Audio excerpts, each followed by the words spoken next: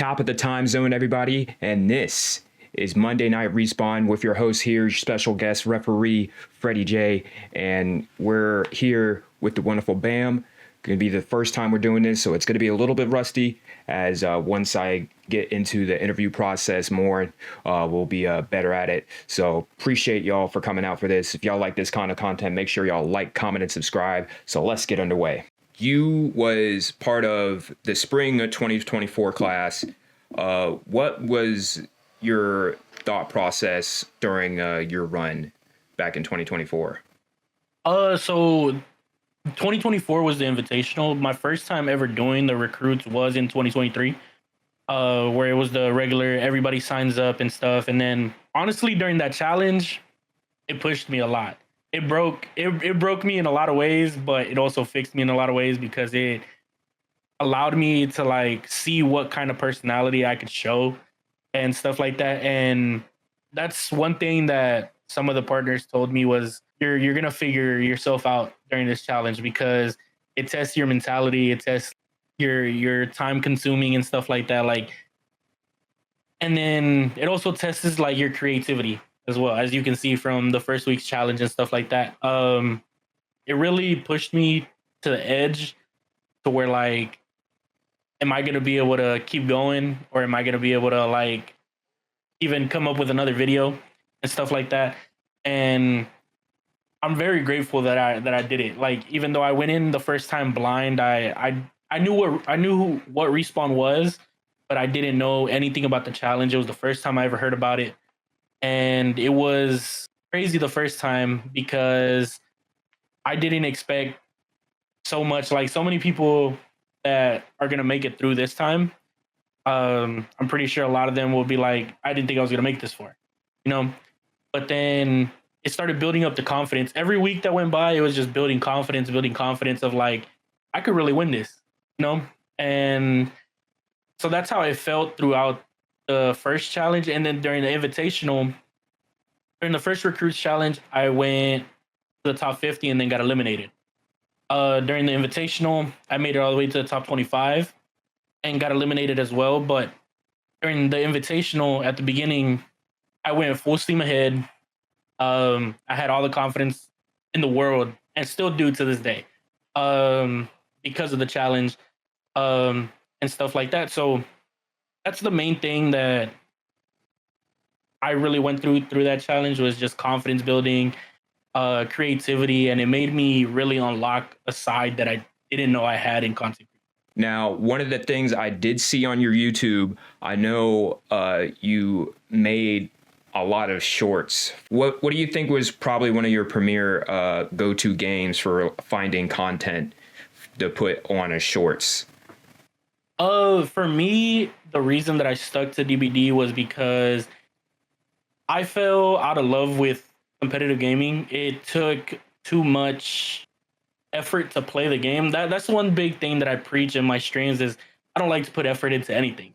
If I could find, it's not that I'm lazy or anything, it's just that I would rather put effort into something else. So the reason I stopped playing competitive games mainly on streams was because I had finally built a community where people were constantly talking, constantly asking questions and stuff like that. And I noticed with me playing Valorant, Overwatch, Apex and stuff like that, I would have to focus on the game, of course, because it's a first person shooter. You have to focus, you have to aim and stuff like that. And then you only get like a short period of time when you die or you're switching in between rounds to be able to talk to chat.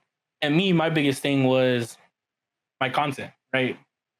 Talking to chat, showing my personality and stuff like that. So the reason that I stuck to DBD was because like you said, I came through your stream the last time you were playing it. It's literally just holding W. That's all you do. It's holding W and then spacebar simulator. So to me, that was the easiest thing, to where I could be holding W and then listen to the sound cues, look over it, and then go back straight to chat, you know? So that's what made me realize like I could play this game a lot and then my community enjoys it, especially because like I get told that my commentary is really hilarious because I shit talk the killer. So yeah, I be talking shit to the killers and stuff like that. Like, it's really like bada bing, bada boom, you know? And there was one big thing to where everybody really thought it was funny that I would call them stupid all the time for any little mistake that they did. I would do that, and I was able to focus a lot more on my chat playing Dead by Daylight rather than focus on the game and actually have to like put full effort into gaming because I'm not a gamer.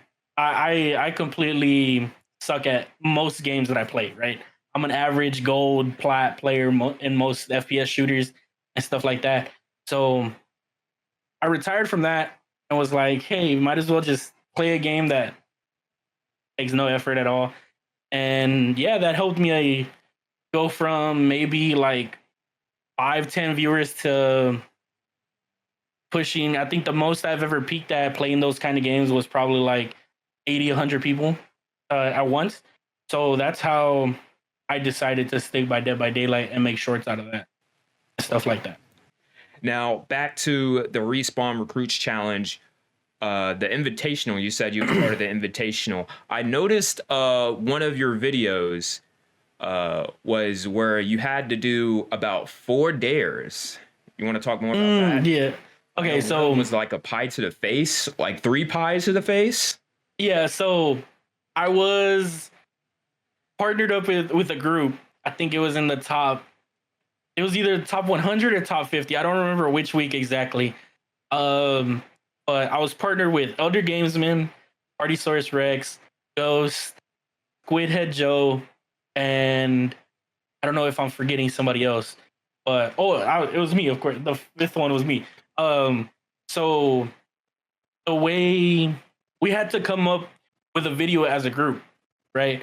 And everybody wanted to come up with their own video to implement our personalities, right? So at first it was supposed to be a gaming channel or a gaming challenge and stuff like that. So I asked them for that first challenge, and then that idea just completely went out the window. It got botched. I lost audio, I lost video and stuff like that. So I was like, I was in full panic mode. I had probably I think like 3 days to finish a video. So I told them, hey, give me another challenge, give me an IRL challenge. What do you want me to do? And I think Elder Gamesman was the one that said the pie and stuff like that, so on and so forth. So I went up to the public park here in my city and held up a sign and said, hey, whoever makes me laugh gets to pie me in the face.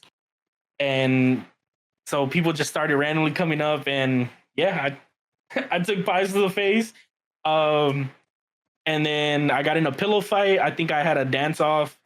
And then one of the last ones was either go IRL or do it online and talk to girls and stuff like that and try to flirt with them and stuff like that. So yeah. And that's probably, I think that was one of the most funniest videos that I've had ever. And that's honestly, I give thanks to Respawn because that's the reason that I want to become an IRL streamer as well. Last question. What would you say would be the best advice that you didn't get that you think that you would have liked to hear your first time doing the recruits? You said the first time that I did recruits, what advice I would want to give?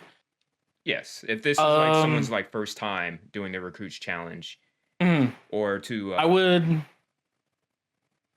My biggest thing is I because Bugsy, a former partner, I had reached out to him and he gave me some great advice. But honestly, the advice that I would give somebody is don't overthink. That's the biggest thing is you know who you are and you know who you want to be with this challenge / content creation.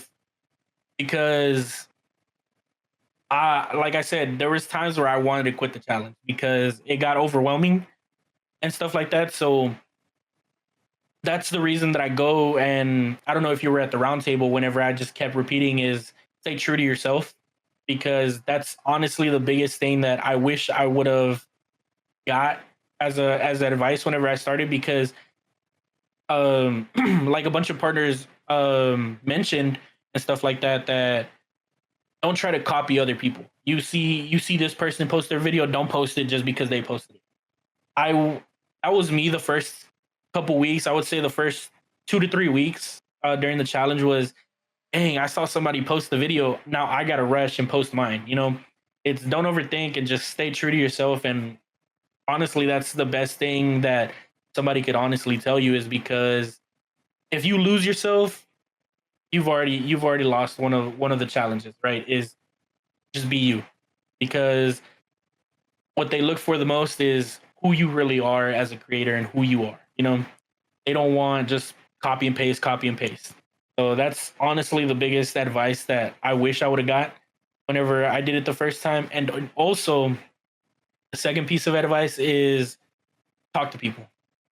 That's the biggest thing. Like I said, the first time I went in, I did it blind and I signed up by myself. I knew a couple people that were in the challenges, like Redhead Vixen and Mr. Domo. I knew them, but I didn't reach out to them to probably maybe like the fourth week, fifth week to collab with them and stuff.